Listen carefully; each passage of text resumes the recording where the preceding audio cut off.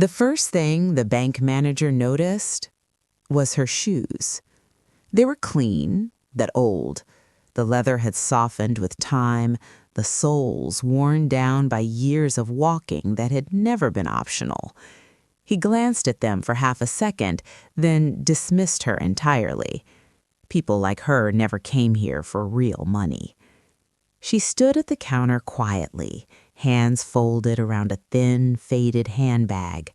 Her posture was calm, almost gentle, but there was something unshakable in the way she stood, like a tree that had survived too many storms to be impressed by the wind. "I'd like to check my balance," she said. Her voice was soft, polite, educated. The teller hesitated, eyes flicking toward the glass office behind her where the bank manager sat scrolling through his phone. He looked up, annoyed at the interruption, and waved his hand sharply. "What is it now?" he mouthed. The teller leaned toward him and whispered. The manager sighed loudly and stood up, straightening his expensive suit as he stepped out of the office. His smile was already rehearsed, but it was the kind meant for people he considered worth smiling at. It vanished the moment he looked at her. "You need to go to the other branch," he said, without greeting. "This one handles priority clients." "I only need my balance." She slid her card forward. He didn't touch it. "Ma'am," he said, lowering his voice in a way meant to sound patient but felt like a warning. "This is a business bank. You're probably looking for the ATM outside." A few people in line shifted. One man coughed. A woman looked away. The lady didn't move. "I know where I am, and I know what I'm asking for." The manager's jaw tightened. He glanced at the card now, finally picking it up between two fingers like it might stain him. He laughed, actually laughed. He said, "This card hasn't been used in years. Are you sure it's even active?" "Yes, very sure." The manager tapped the desk impatiently. "Look, I don't have time for this. We have real clients waiting, people with real accounts." Something flickered in her eyes then. Not anger, not embarrassment. Memory. She slowly withdrew her card and nodded once. "I understand. Thank you for your time." She turned and walked out without another word. The automatic doors closed behind her with a soft hiss. The manager forgot about her before he even sat back down. He never asked her name. He never checked the account. And that mistake would cost him everything. Outside, the sun was bright, reflecting off the glass building that had just tried to shrink her into nothing. She stood still for a moment, breathing in deeply, as if grounding herself in the present. Her name was Althea Moore, and the balance she had come to check wasn't small. It was life-changing. But that wasn't the reason she would return. 25 years earlier, that same bank had approved a loan under her name without her consent. The debt nearly destroyed her. She had worked 3 jobs to pay it off while raising a son alone. When she asked questions back then, no one answered. When she complained, no one listened. So she learned. She learned about numbers, about systems, about how money moves quietly, invisibly, like power does. She learned patience, and she learned that the most effective revenge never raises its voice. It waits. That evening, Althea sat at her small dining table with a cup of tea, opening a laptop that still had a cracked corner from when her son dropped it years ago. She logged into an account that hadn't been touched in months, then another, then another. By midnight, she had pulled transaction records going back decades. Patterns emerged, names repeated, fees that shouldn't exist, transfers that never reached their destination. The same bank, the same branch, the same manager. Althea didn't smile. She took notes. Over the next few weeks, she became invisible again, just another woman on the bus, another customer at the grocery store counting coupons, another face people looked past. But behind closed doors, she made calls. Not angry calls, professional ones. She spoke to auditors, compliance officers, a journalist who owed her a favor from years ago when she helped him verify a story no one else could. She sent documents, quietly, carefully, and then one morning she walked back into the bank. This time, the manager noticed her shoes again.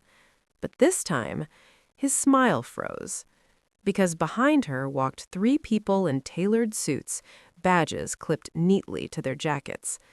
And the first words spoken inside that bank were not hers. "Good morning," one of them said.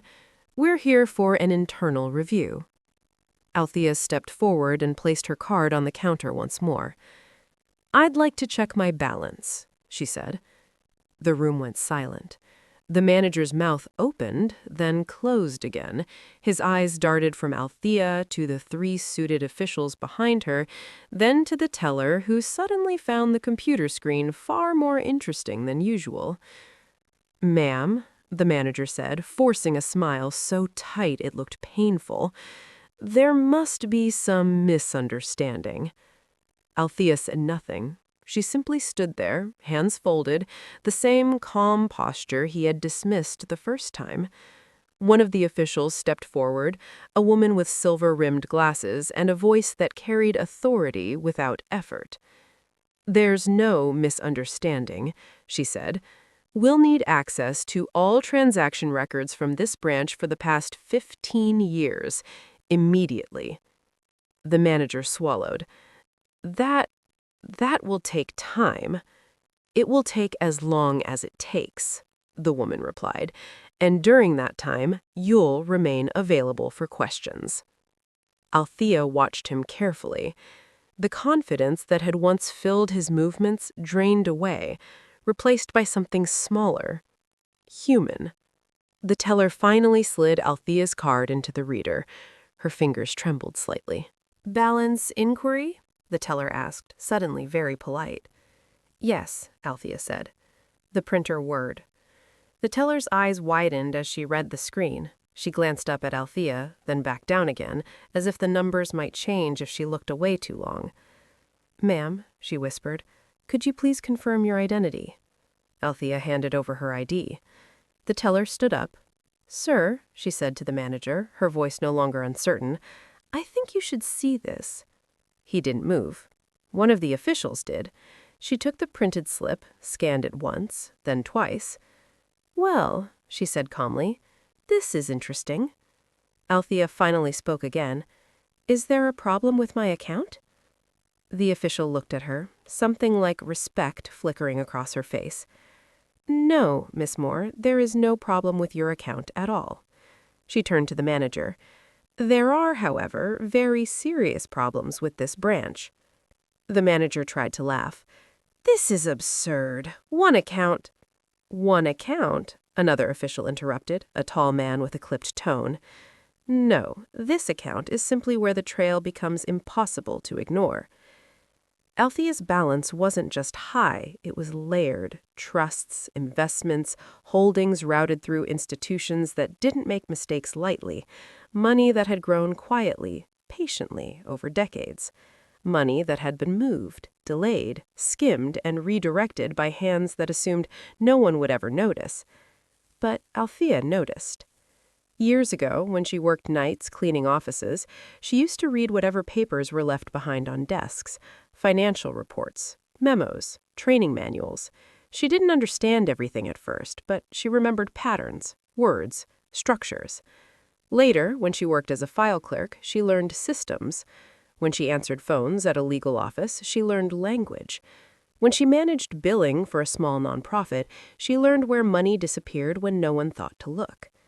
By the time her son went to college, Althea understood exactly how institutions hid their sins, and she understood how to prove them.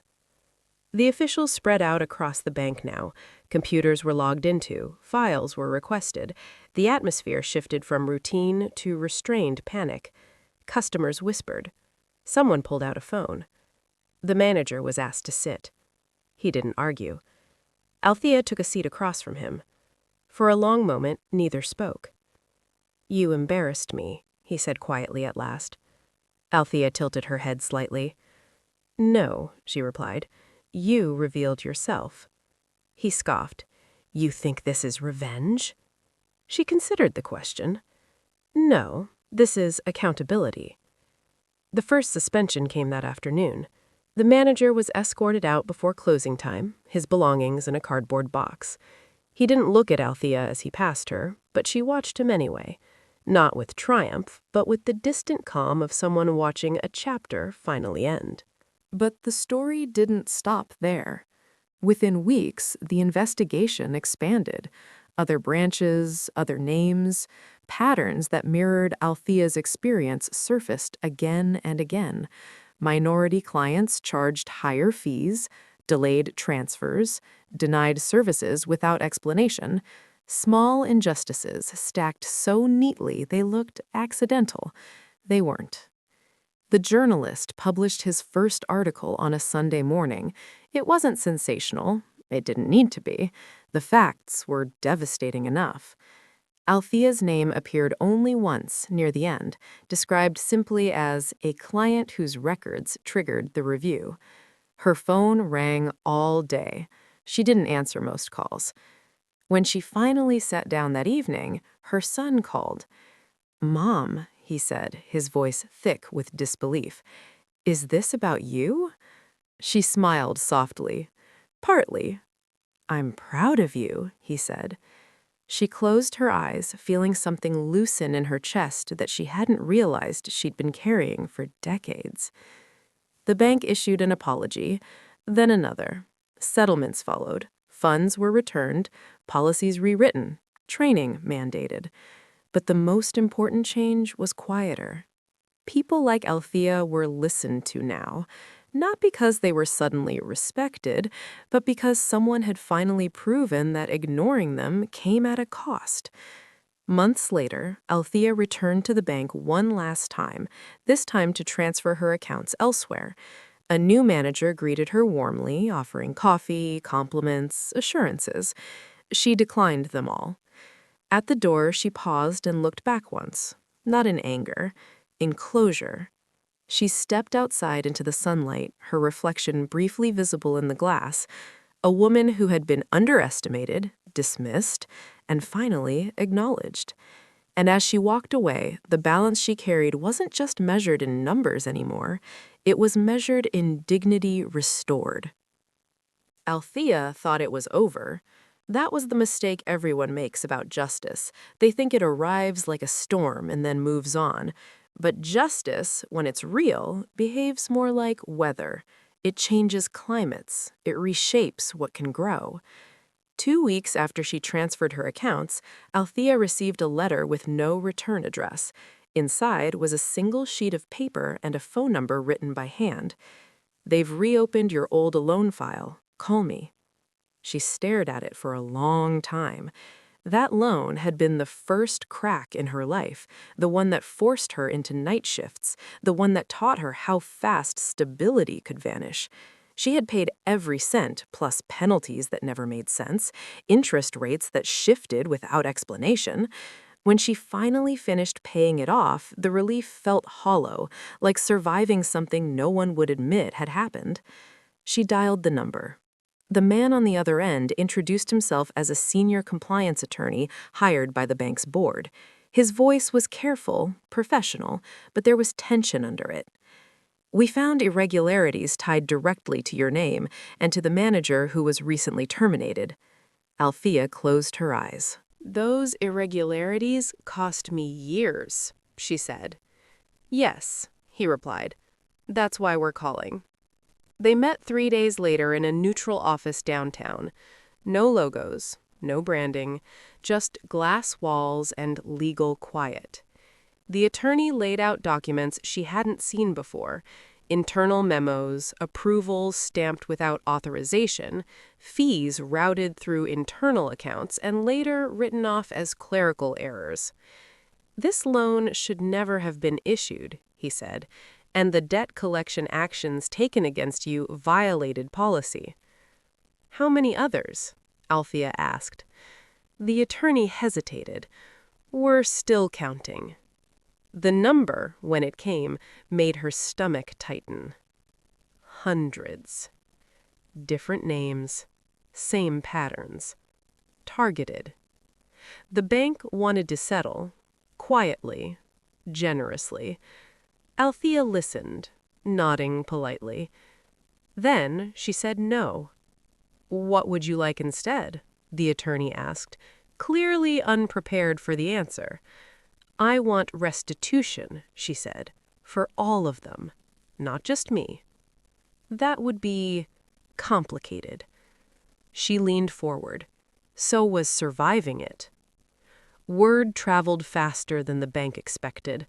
Former clients began reaching out, people who'd read the article and recognized their own stories between the lines. Single mothers, elderly couples, small business owners whose dreams collapsed under inexplicable debt. Althea didn't seek them out.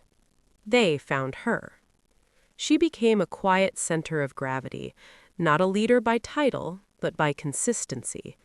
She helped people organize documents, file complaints, tell their stories without shame. She reminded them that being exploited was not a personal failure, it was a design flaw in a system that relied on silence.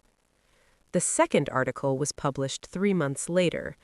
This one had names. The manager's name appeared in bold. So did those of 2 regional supervisors who had signed off on his performance excellence year after year. Investigations widened again. Regulators stepped in. The bank's stock dipped. Executives resigned. And somewhere in the middle of all that noise, Althea sat at her dining table again, drinking tea, sorting mail. One envelope stood out. It was from the manager. Inside was a handwritten note, the ink pressed so hard it nearly tore the paper. You ruined my life. I was just doing what everyone does. You could have taken the money and walked away. Althea read it once. Then again. She folded the note carefully and placed it in a drawer with old bills, receipts, and court papers, a record of things she refused to let define her, but would never pretend didn't exist. She didn't respond. She didn't need to. A year later, Althea stood in a community center packed with folding chairs and nervous energy. A nonprofit she helped establish, quietly, anonymously, was launching a financial literacy and legal aid program funded by the settlements she'd refused to keep for herself. She didn't give a speech. She didn't need applause. She simply watched as people signed up, asked questions, leaned forward with cautious hope. This was the real revenge. Not humiliation, not destruction, but prevention. On her way out, a young woman stopped her. I heard you're the reason this exists, she said. Althea smiled gently. No, she replied. I'm just the reason it didn't stop. As she walked home that evening, the city felt different. Not kinder, not softer, but more honest. She knew injustice hadn't vanished. It never would. But she also knew this. The next woman who walked into that bank wearing old shoes would not be laughed at, because someone had finally taught the system to be afraid of quiet people who pay attention. Time passed in ways Althea hadn't expected, not loudly, not with headlines. It passed in small recalibrations. Phone calls returned more quickly, letters answered more carefully, policies rewritten in language that finally sounded human. She stopped being anonymous the day a producer from a national news program showed up at her door. I don't do television, Althea said through the screen door. We won't show your house, we won't show your face if you don't want to, we just want the truth. Althea considered that word. Truth had cost her a great deal already, but it had also given something back. They filmed her hands instead. The way they folded documents, the way they traced lines on statements, the way they never shook. The episode aired on a Thursday night. By Friday morning, the nonprofit's inbox crashed. Stories poured in from across the country. Different banks, same playbook. Different accents, same fear. Same shame. People who believed, because they were told to believe, that confusion meant incompetence, that silence meant consent. Althea read every message. Not at once, not recklessly. She paced herself. She had learned long ago that absorbing too much pain too quickly only turns empathy into exhaustion. One email stopped her cold. It was from a former teller at the same branch. "I tried to speak up once," it read. "I was told to mind my job or lose it. I'm sorry I didn't do more." Althea typed a response, then deleted it, typed again. "You did what you could survive," she finally wrote. "That matters too." They met a week later. The teller, now working at a bookstore, brought internal training notes she had kept. They weren't dramatic. That was the worst part, just bullet points. De-escalation tactics, client redirection, visual indicators of low-value accounts. Low value. The phrase sat in Althea's chest like a stone. With those documents, the pattern became undeniable. Lawsuits multiplied, settlements filed faster this time. No one wanted another headline. The former manager pleaded not guilty. In court, he looked smaller than Althea remembered. Not defeated, defensive. He claimed pressure, claimed quotas, claimed ignorance. The judge listened. So did Althea. When it was her turn to speak, she didn't raise her voice, she didn't dramatize. She described the first night she worked a double shift because of that loan, the way her son learned to make his own dinner at 9, the way she kept paying because stopping felt more dangerous than drowning slowly. She described the day at the bank, the shoes, the laugh, the dismissal. The courtroom was silent. The verdict came 2 weeks later. Guilty. On multiple counts. He didn't look at her as he was led away. Althea didn't look at him either. She walked out of the courthouse and sat on the steps for a moment, breathing in air that felt earned. People began to recognize her after that. Not everywhere, not often, but enough. "You're her," someone would say softly in a grocery store aisle, or on a bus, or in a waiting room. She never corrected them. Being her was never about ego. It was about evidence. Proof that systems bend when pressure is applied precisely, patiently. Years later, long after the bank had rebranded and the executives had moved on to other companies, Althea received one last statement in the mail. It was from an account she'd almost forgotten, an investment she'd opened decades ago with $20 and stubborn optimism. The balance made her laugh out loud, not because of the number, because of the distance traveled. She donated most of it. The rest she used to buy herself a new pair of shoes. Nothing flashy, just strong, well-made, built to last. On the day she wore them out for the first time, she passed the old bank building, now empty, its windows dark, its name scraped off the stone. She didn't stop. She didn't need to. The revenge had never been about watching something fall. It had been about standing long enough for something better to rise in its place. The city eventually forgot the scandal. Cities always do. New buildings went up, new banks opened with softer colors and friendlier slogans. People lined up again, trusting again, hoping again. Life moved forward the way it always insists on doing.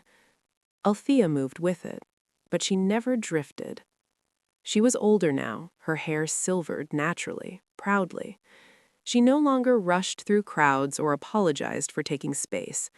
When she entered a room, she carried a calm authority that didn't demand attention, but quietly commanded it. The nonprofit had grown beyond anything she imagined. It had offices in 3 states now. Lawyers volunteered their time, retired accountants taught workshops. College students interned, hungry to learn how systems really worked beneath the polished surfaces.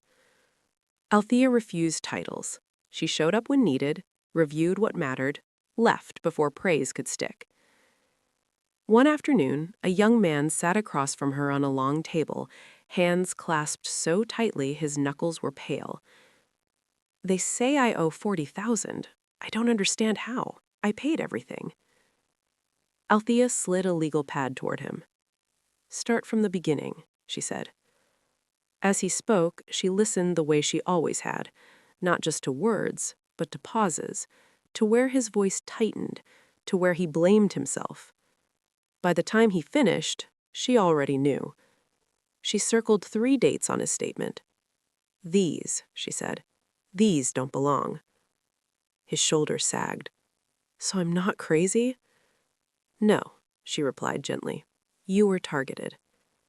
He laughed then, not from joy, from relief. Moments like that mattered to her more than verdicts ever had.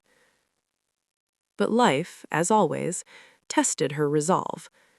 One evening, she received a call from a number she didn't recognize. The voice on the other end was polished, confident. "Ms. Moore, I represent a financial institution interested in partnering with your organization." Althea didn't respond immediately. We believe collaboration could benefit underserved communities, the woman continued. Funding, visibility, scale. Althea closed her eyes. She had learned the language well enough to hear what wasn't being said. "I don't partner with institutions that need us to clean their image," Althea said calmly. "If you want to help, change your policies. Then call me back." The line went quiet. The woman cleared her throat. "You're leaving a lot of money on the table." Althea smiled softly. "I have survived worse." After the call ended, she sat alone for a long time, thinking about power, how it always tried to disguise itself as opportunity. That night, she dreamed of the bank again. But this time, she wasn't standing at the counter. She was behind it, watching people come and go, watching which faces were welcomed, which were rushed, which were dismissed. She woke before dawn with a certainty settling in her chest. It wasn't enough to fix harm after it happened. The rules themselves had to change. The next chapter of her life unfolded slowly, deliberately. She helped draft policy proposals, testified before committees that had never looked like her before she entered the room. She spoke plainly, without drama, without apology. Some listened, some didn't. But enough did. Years later, a regulation passed quietly, buried deep in a bill no one celebrated. It required transparent fee disclosures and independent audits for loan approvals. It wasn't perfect, but it closed doors that had once been wide open for abuse. Althea watched the vote from her living room, tea cooling beside her. She didn't cheer.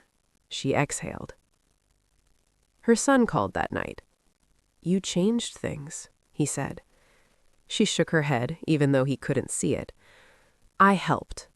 Others will carry it forward." She believed that, because power, she had learned, was never meant to be held forever by one set of hands. It was meant to be passed, cleaner than it was received. On a quiet Sunday morning, Althea walked through a park near her home. Children played, couples argued softly, old men fed birds. No one recognized her. She liked it that way. She sat on a bench, feeling the weight of her new shoes against the ground, and watched the world operate without needing her attention. For the first time in a very long time, she felt finished, not in the sense of being done, but in the sense of being complete. And somewhere in a bank she would never enter again, a teller greeted a woman with worn shoes and genuine respect. Not because she knew her balance, but because the system had finally learned to look up. Years layered themselves gently over Althea's life. Not all of them were heavy. Some were light enough to feel like grace. She learned the quiet joy of mornings with nowhere to be, of afternoons spent reading instead of proving, of evenings where the phone stayed silent because nothing was wrong. But even in peace, echoes remain. One autumn afternoon, while sorting old files to donate to the nonprofit archive, Althea found a manila folder she hadn't opened in years. Her name was typed across the tab, slightly crooked. Inside were copies of letters she had written decades ago, formal, careful, apologetic, requests for clarification, appeals dressed as professionalism. She read one slowly. "I believe there may be an error," it said. "I would appreciate your assistance." Her hand tightened around the paper. She remembered the woman who wrote that letter. How small she tried to sound, how reasonable, how invisible. Althea folded the letter and placed it back in the folder. Then she closed it for good. The nonprofit invited her to speak at its annual gathering that year. She agreed, but only on one condition. "No stage," she said, "no spotlight." They arranged the chairs in a circle instead. Althea spoke plainly about how systems don't break accidentally, about how politeness is often demanded from the powerless but rarely returned, about how revenge isn't destruction, it's correction. She ended with a sentence that lingered in the room long after she sat down. "Respect shouldn't have to be earned by proving worth," she said. "It should be the starting point." People cried quietly. People nodded. People wrote things down. Afterward, a teenage girl approached her. "My mom went through something like this," she said. "She still blames herself." Althea reached out and squeezed her hand. "Tell her this," she said. "Survival is not a mistake." That sentence traveled farther than Althea ever would. It appeared handwritten on sticky notes taped to refrigerators, quoted in newsletters, repeated in rooms where decisions were made carefully and slowly. She didn't trademark it. She let it go. Late one night, Althea received a final message from the former bank manager's lawyer. The appeal had failed. The sentence would stand. She deleted the email without replying. There was nothing left to say. On her 70th birthday, her son gave her a small box. Inside was a simple pen engraved with 2 words, "Pay attention." She laughed. "I taught you too well," she said. "You taught a lot of people," he replied. That night, she stood by her window looking out at the city lights. Somewhere, money was moving. Decisions were being made. Someone was being underestimated. And somewhere else, someone was noticing. That thought brought her peace. Because the greatest revenge Althea ever took wasn't against a man or a bank or a system. It was against the lie that said people like her didn't matter.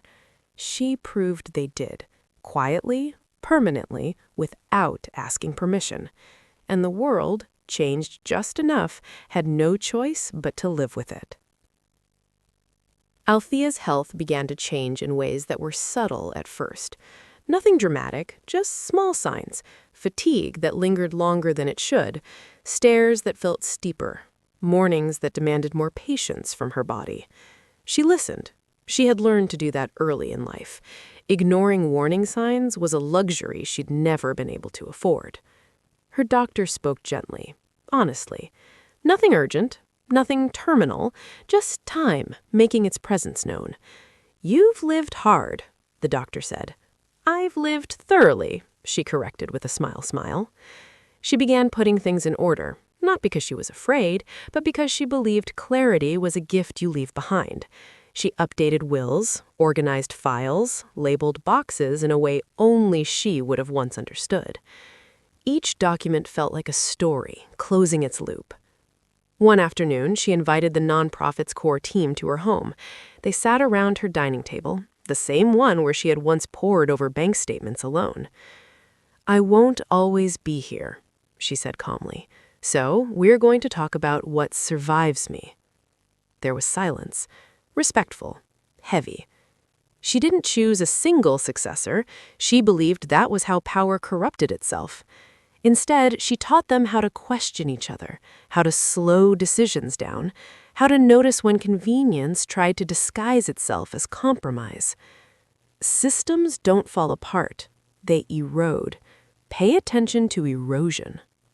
They listened. Years later, they would quote her without remembering where the words came from. That winter, Althea received a letter from a small rural bank, handwritten, careful. We recently revised our lending practices after reviewing your work. Thank you for making it harder to do the wrong thing. She held the letter for a long time. Not all victories arrived loudly.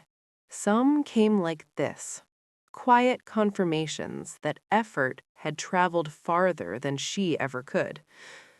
On a spring morning, she returned to the community center where the nonprofit first launched. The paint was new. The chairs were better. The energy was confident now, not desperate. A young volunteer asked her, "Do you ever regret not taking the settlement money?"